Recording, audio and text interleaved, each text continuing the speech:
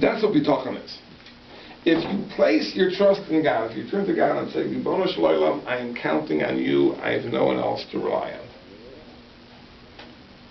So then you could be the most wicked person in the world. God will come through for you. That's what the Ramban says. And therefore, says Rabbi Chanan Wasserman, that the Talmud is dealing with another issue, which is, but Yaakov has the divine promise under his belt. He's the beneficiary. God spoke to him, made a divine promise. So what happened to the promise? So to that, the Talmud says, Yaakov held the promise wasn't binding.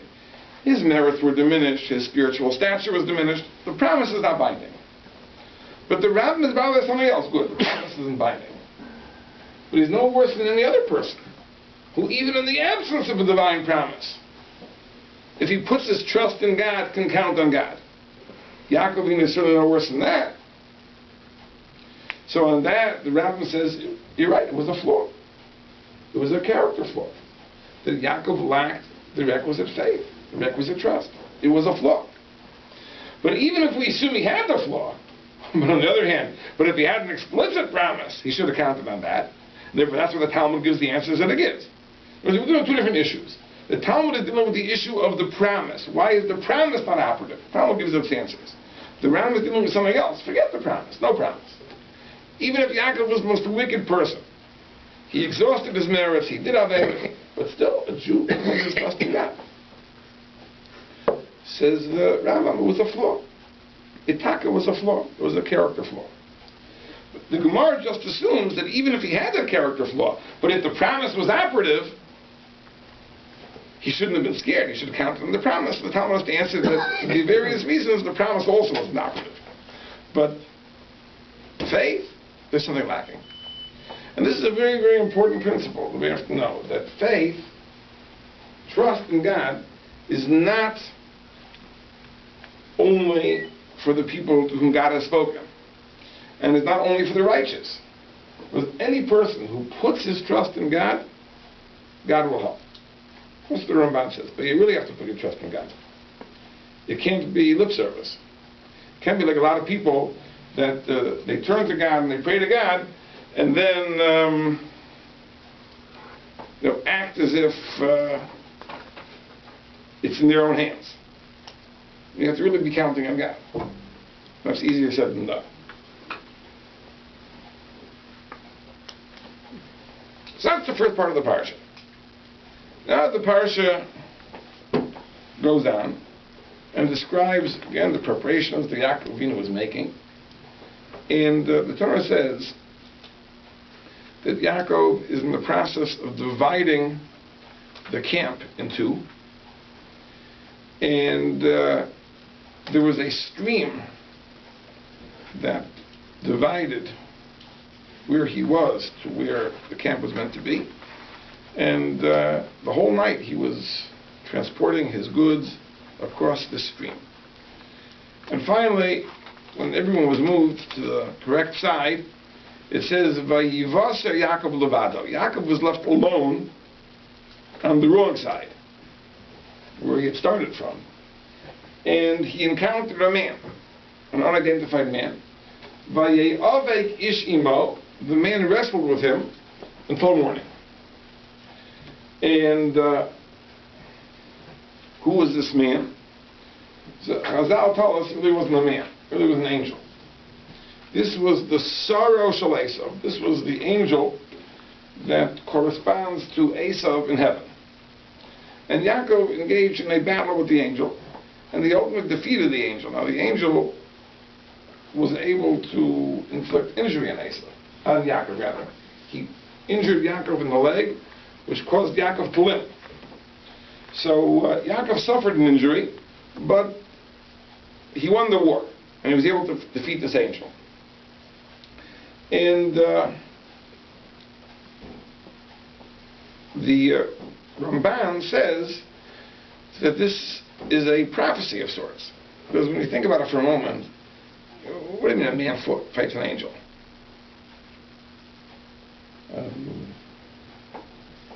I don't know, some of you might watch wrestling, and you always get the impression that the fight is fixed. Yeah.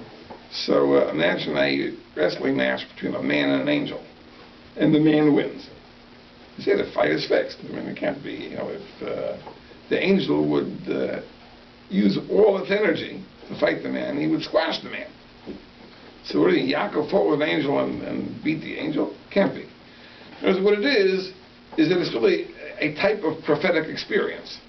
Because Yaakov had a prophetic experience in which he was fighting the angel. Now the best way to put it is virtual reality. In other words, a normal prophetic experience is more like a dream. The person is lying tranquilly, and in his mind's eye he sees visions. Now this is a prophetic experience that involved every part of Yaakov's being. It actually was a virtual reality. He seemed to be fighting with an angel. But the fight was fixed. Because it isn't that he really fought with an angel. It was God trying to tell Yaakov something, that you are going to encounter Esav tomorrow, and not just tomorrow, but over the course of history many, many times. Esav will hurt you, but you will be ultimately victorious. You will win the war. And God wanted Yaakov to know this going into the battle. When you go into battle, sometimes you can't muster up the courage to do everything you have to do because you're scared. You really believe that defeat is a possibility, and you're hesitant to commit yourself. You're hesitant to exert yourself. But if you knew that you're going to win, then you would plunge into battle with courage, with bravery, with cleverness. You do whatever you have to do to win that battle. So Kadosh Baruch Hu wanted Yaakov to know that it's going to be a difficult fight, you're going to suffer injuries, but you're going to win the war. And this would give Yaakov the courage to be able to face Esav the next day and do what he had to do to be victorious. What was the merit? What was the merit of Yaakov Avinu? What schus, what merit did he have that he should be able to vanquish Esav? So let me share with you an interesting medrash. It says in the verse, Vayishlach Yaakov levado. Yaakov was left alone. So the medrash says the following. The medrash says that there is no one like God. There is no one like God. Ein ka'el.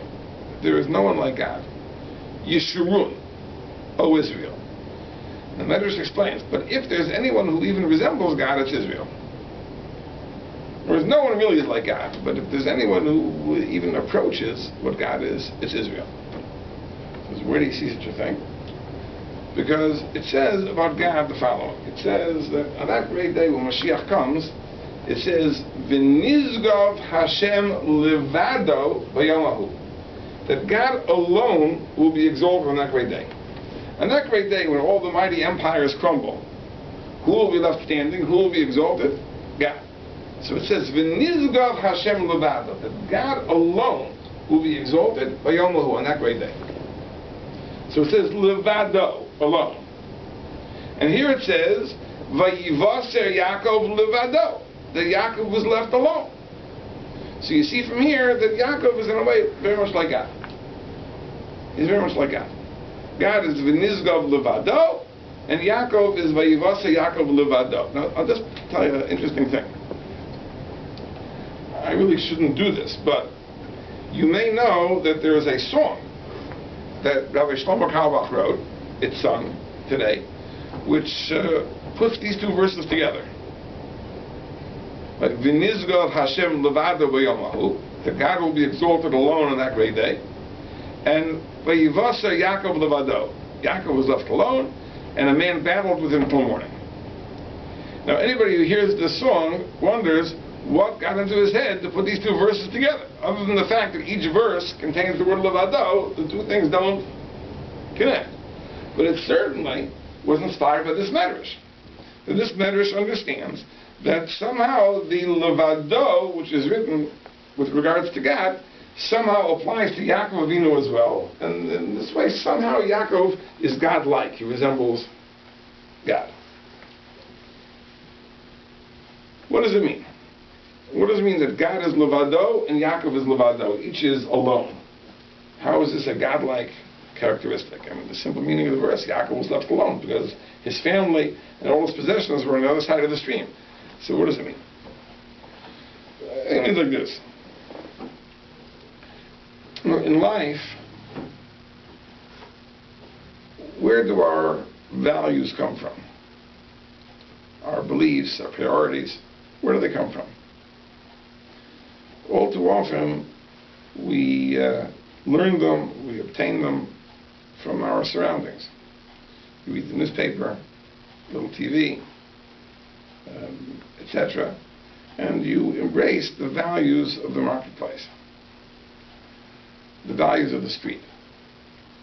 And very, very few people have the courage, the boldness, or the ability to validate themselves, be self-validating. This is what I stand for. It makes no difference what anybody says, what anyone thinks. I know this is right, and I will live up to the truth. How many people are so courageous? Very, very, very few. Because most of us go through life, the movie we go to see is the movie that everyone is seeing, and the book that we read is the book that everyone is reading, and the TV show we watch is one that everyone is watching, and the clothes I wear are the clothes that everyone is wearing, and the school to which I send my children is the school that my neighbors send their children to. Because everything is really done with a glance over my shoulder to see whether my neighbors, my friends, my co-religionists are doing the same thing. There are very, very, very few people who are the people that make up their minds and live on principle and don't need anybody else to validate their choices. The one thing you can say about God is that God rightfully doesn't care what anyone thinks, what anyone says, what anyone does. His mind is made up, he is resolute, he is firm. He does what he thinks is right, what he thinks is just, and he's not worried about his PR. If he was worried about his PR, then he'd run the world a lot differently. In other words, he's interested in doing the right thing, and he does the right thing, as he sees it.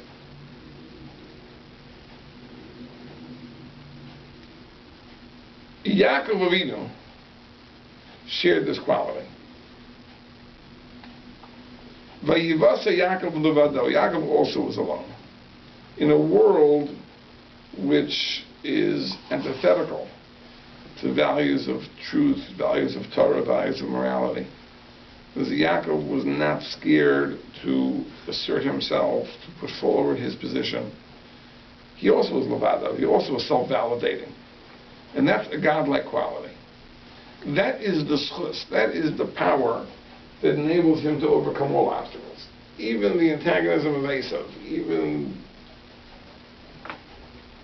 the most bitter enemy, he's able to overcome because of his resolve, because of his firmness, because of his conviction that one has to do what's right, and it makes no difference what anyone thinks, I do the right thing. That's levado.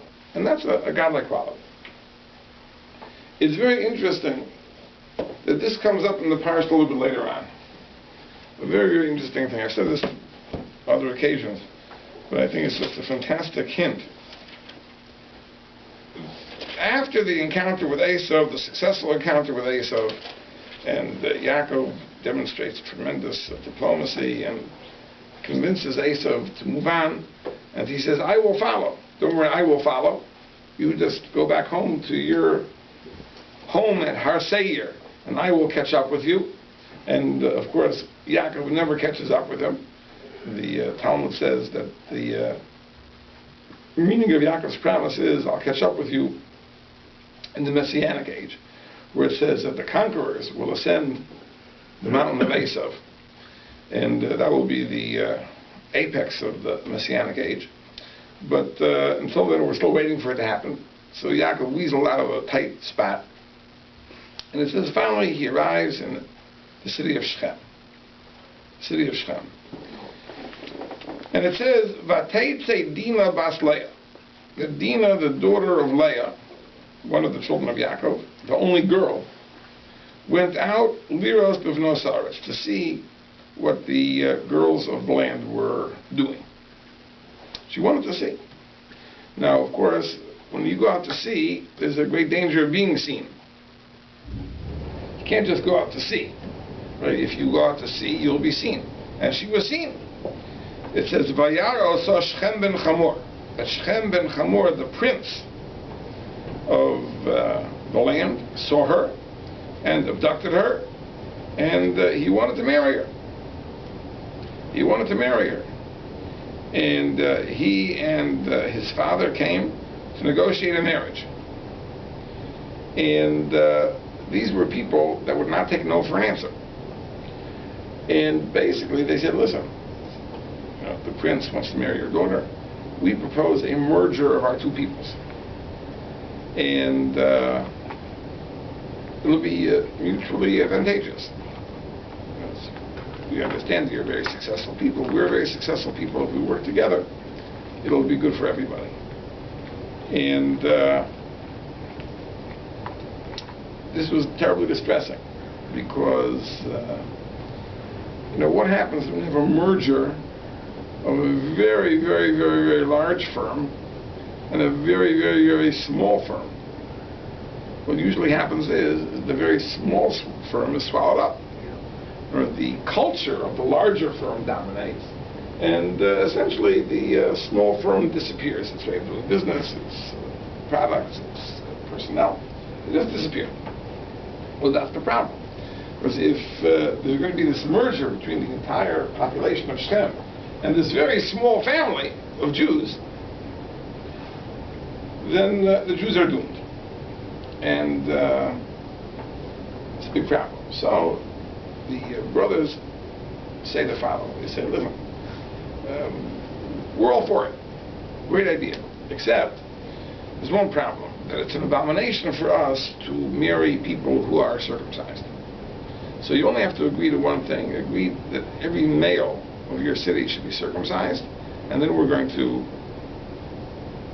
merge with you. You think about that, it seems outlandish. Imagine, the prince goes to the people and says, listen, I'd like to marry this girl, and we're going to merge with this family, and there's only one string attached. Every male has to have a bris. And who would listen nowadays? But surprisingly, it says that the people loved Shechem so much, they said, sure, no problem.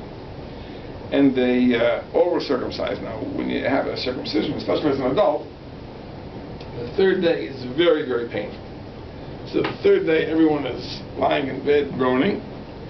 And Reuven and Shimon take up swords. They massacre the entire city. Levi and Shimon take up the swords and massacre the entire city. And they retrieve Dinah. And that's the story. That's the story. Why is this massacre justified? That is a long discussion. The Rambam, the Ramban, there's a Maral on this. That may be out of the scope of our discussion tonight.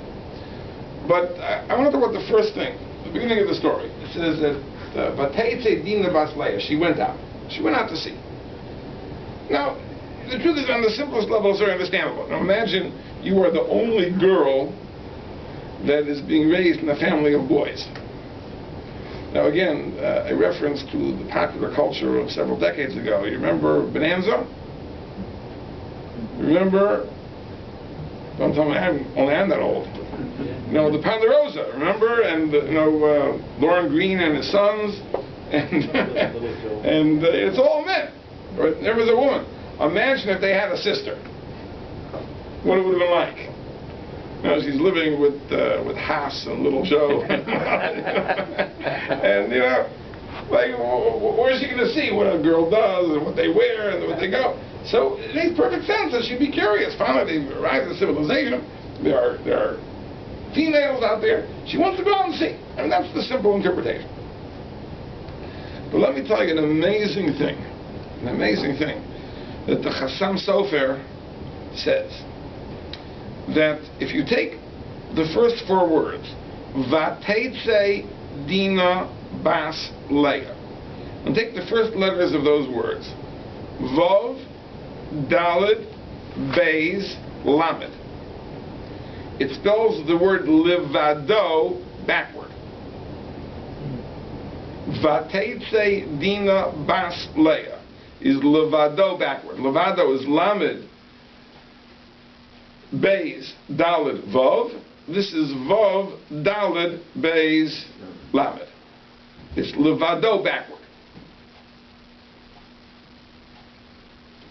Now, the Chum Sefer points this out, and what he does with it is something else. But I want to point out it's exactly this. When someone goes out to see what everyone else is doing, what are they really trying to accomplish? They want to be like everyone else. They want to dress like the people out there. They want to act like the people out there. They want to be like the people out there. A person who is levado, a person who is self-validating, has no need to see what everyone else is doing. It's not important what everyone else is doing. What difference is it what everyone else is doing? This is what I am. And therefore, Vatei Dina Basleya is levado in reverse. It's levado exactly backwards. It's the opposite of levado. The exact opposite. Right? Levado is the idea that I can stand up against the whole world. It's not important to me what everyone else is doing. I don't have to read a book because everyone is reading it. I don't have to see a movie because everyone is seeing it. I don't have to wear something because everyone is wearing it. I'm my own person.